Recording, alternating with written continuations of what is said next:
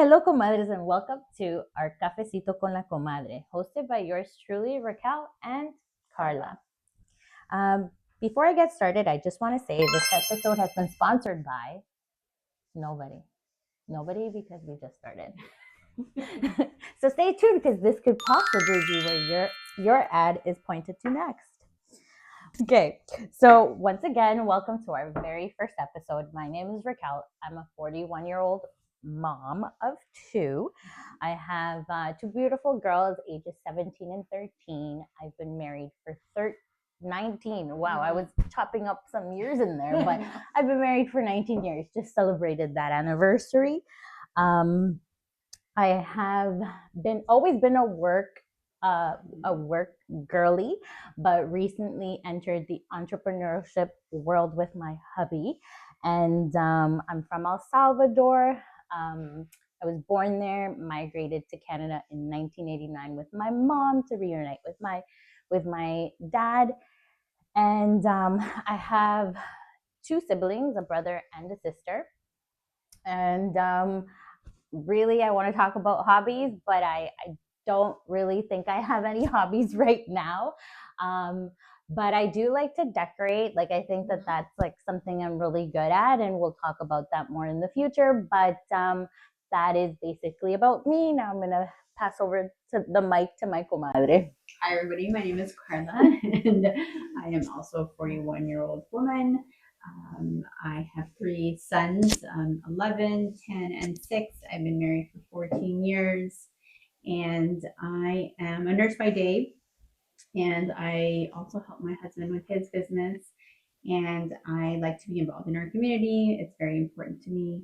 I have a son that has a disability, so being part of that, the community and advocating is huge for me. And my hobbies are, actually my family. So I came here, I also immigrated to Canada in 1987. And with my mom, my dad, and my sister, and then we had my brother. So that's, part of our family as well. And my hobbies. I like to read. I like to read thrillers and crimes. I love that stuff, even shows.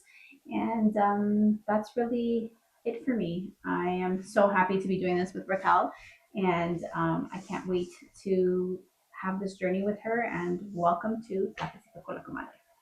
So, Karla, just to continue with this, do you remember how we met? How to forget. So memorable.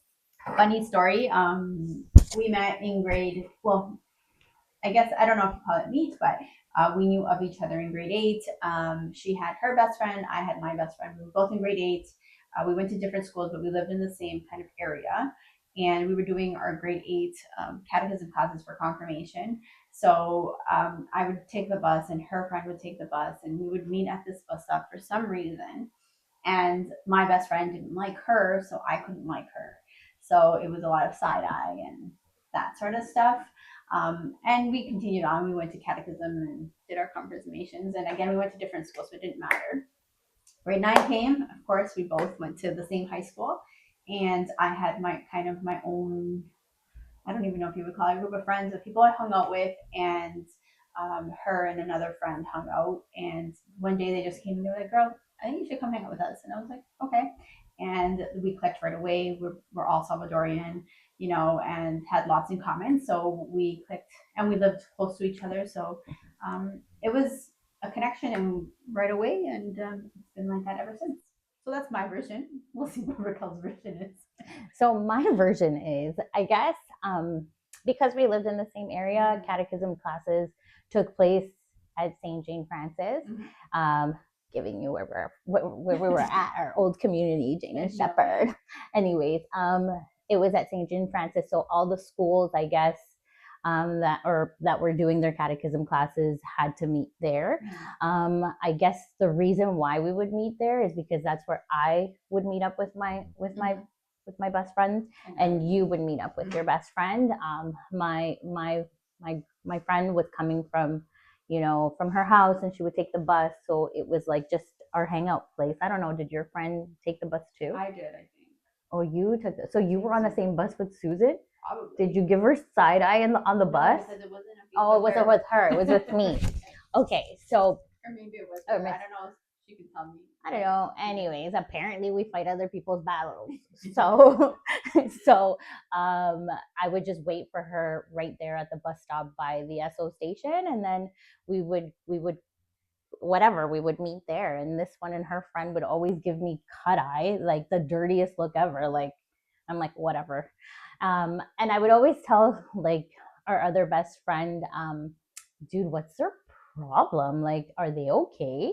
And we would just like, mind our own business and go on with our day. But it was super like, what was their problem? Because I couldn't to this day understand.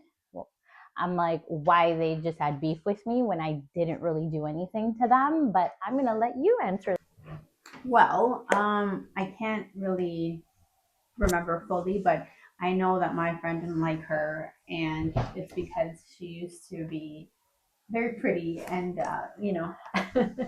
had a full figure by the time we were 13, and most of us didn't, and got a lot of attention from the boys, and she knew it. I know she said she didn't, and that's fine. No, I didn't. I was completely oblivious to those us, things. to us it was like, oh, she knows it and she thinks she's hot, and so we just didn't like her, which is so dumb, I know, but try telling that to a 13-year-old girl. And that was it. But once I got to know her, it was totally different. It was just backing up my friend at the moment, who was no longer my friend. Just so you know, I was oblivious. I did not know that I was that good looking because I look back at pictures. I'm like, damn, if I only looked like how I was at that age. Tell me how many of you can relate. But growing up, my grandmother like had a way of walking that I always imitated, and so it was like that's why I had a little stretch to my step or whatever the heck you call it. And so, but it was like me, it wasn't for the attention for the boys, it was just because that's how I walked. I considered myself a tomboy, so I guess I was always hanging out with the boys, and maybe I see that might be like a way that girls thought that whatever, but I was always into sports. But from that, de que yo lo sabía, not true, girl. So now that we talked about how we met, let's talk about friendship. So what does friendship mean to you? That's a very big question, and I think it's evolved throughout our stages of life. And I think when I was younger, my friendship meant to me that it was my everything. It was like the center of my world, and there was like nothing else other than that. I believe it was like about trusting, about hanging out, about keeping secrets, about telling our crushes and stuff like that. However, as we've gotten older and we've gone through our stages in life, obviously it's all of that minus the crushes because we're married and there's no more of that. But I think it's now evolved to something about like being able to be honest with each other.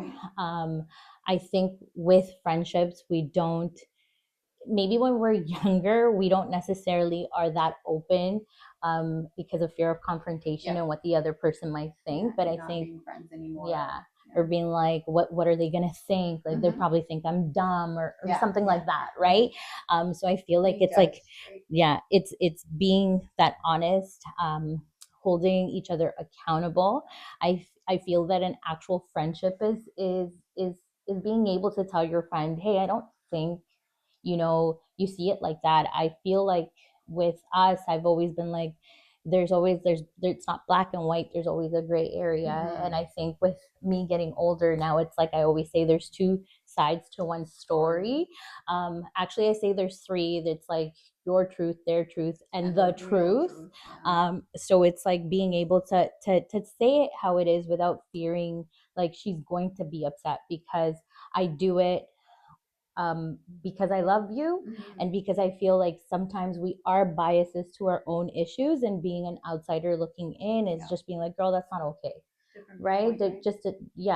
So and also being there without having to be there, right? I think is a huge thing that has changed with time, especially since we were younger. I felt like that was the equivalent of being friends. It's like the amount of time that we spent together. Whereas now it's understanding that we're going through different stages, right? Even with our own friend group, right? Like we've gone through different stages. Like Karla might have mentioned before, I was the one that was married first. So that was a little bit different. I was the first one to have kids, and we have friends that just recently started that. So it's understanding that you don't necessarily have to be there all the time to be there, and making it count when you actually are there for the person, being able to give them space when they need space, and being there when they're ready to talk, type of thing. But that's kind of what I think. I don't know, tell me what you think, girl. So for me, I agree. When we were younger, it was like all about who's coming to the dance or who's going here, or all ages club or whatever it was. It was always hangouts. And that was our world. Our friends were our world, and we had so many friends. When you're in high school, I can't even remember. You have like all these friends. Now, as we age, that list goes down, down, down slowly, and like now we're down to 4. Like, or for me at least, and I think for Raquel too, it's 4 of us, and that's like our core group. That's the people that you can trust, you can vent everything. So for me, I have a hard time making new friends because I have them and they know me. And I always tell them, like, they make fun of me because I'm very jealous, or they say I'm jealous because I'm like, Raquel, who are you hanging out with? Like, who is this? They're not me. And she's like, you're crazy. And I'm like, no, but it's true. In a sense, it's true. Like for me, when I have a new somebody, it's hard because like Raquel knows what not to do, what not to say, etc. Yeah, but she trained me. Well, it's been 27 years. Yeah. So whereas a new person, it's like you're starting all over again. So it's like, and again, the time thing, where if you have a real true connection, I think not talking every day is okay, because that's built a foundation. Whereas if you don't have that, it's very easy to drift.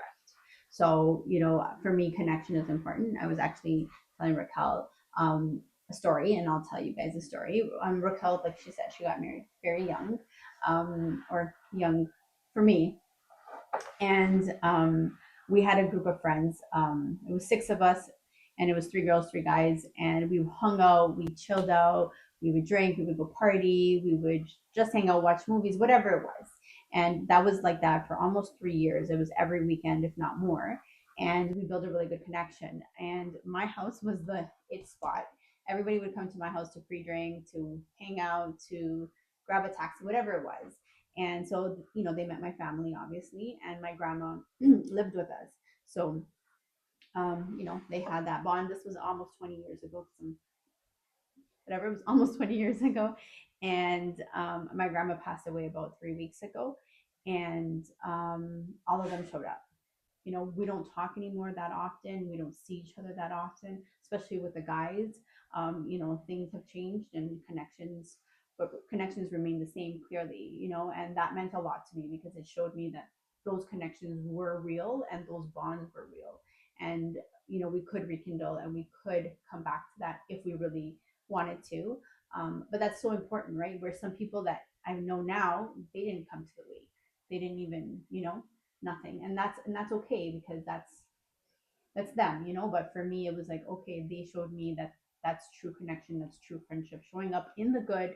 Not only did we party hard, but I'm also here for you in that moment of sadness and grief. So it was very important to me. So that's probably one of my biggest is connection. Because aww, I love you. Thank you. So I want to add to that because it just came to my mind. I think about knowing each other and kind of like understanding where we're at. I remember, when lo que pasó con tu abuelita, I tend to be more on the clingy side, but I've understood that Karla has her process, like she processes things.